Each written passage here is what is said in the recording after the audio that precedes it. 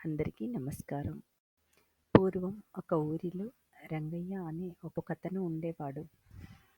ఒకసారి అతని భార్యకు జబ్బు చేసింది. నీరసంతో మంచం పట్టిన ఆమెకు మందులతో పాటు బలం కోసం కొబ్బరి బొండం నీళ్లు తాగించమని వైద్యులు చెప్తారు. రంగయ్య దగ్గరలో ఉన్న దుకాణంలోకి వెళ్ళి ధర అడిగాడు.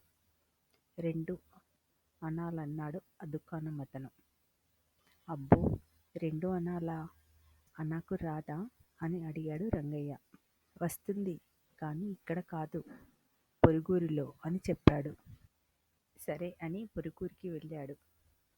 అక్కడి దుకాణంలో కొబ్బరి బొండం ధర ఎంత అని అడిగాడు రంగయ్య. అనాకి 1 అని చెప్పాడు దుకాణం అతను. అబ్బో, అనానే, అర్ధనాకు రాదా అని అడిగాడు రంగయ్య. అర్ధనా ఎందుకు? ఊరికనే కూడా వస్తుంది.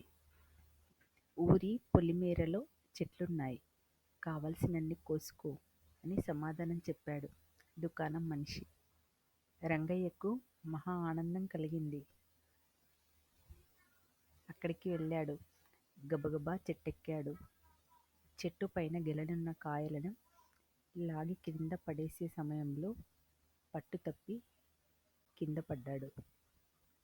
నడుముకు దెబ్బ తగిలింది.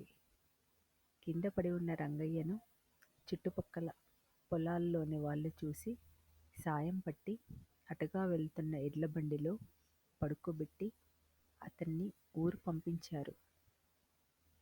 అలా నడుముకు దెబ్బ తగిలించుకొని వచ్చి జరిగిన విషయాన్ని భార్యకు చెప్పాడు. ఇప్పుడు ఒకరికి ఇద్దరం మంచాన పడ్డాం, దిక్కెవరు దేవుడా అంటూ విలపించిందామె. అదే సమయంలో భిక్షాటనకు వచ్చిన ఓ సాధువు జరిగిన విషయం తెలుసుకుని డబ్బు ఆదా చేయాలని ఆశించటంలో తప్పులేదు, కానీ ఆశ అత్యాశగా మారితేనే ప్రమాదం. చెట్టు మీద నుంచి పడినా ఇంకా జీవించి ఉన్నందుకు ఆ దేవుడికి మనసారా నమస్కరించు. ఇప్పటికైనా అత్యాశను వదులుకో అంటూ హితోపదేశం చేశాడు రంగయ్యకు. అత్యాశ అనేది మనిషికి ఎప్పుడైనా చెడునే చేస్తుంది.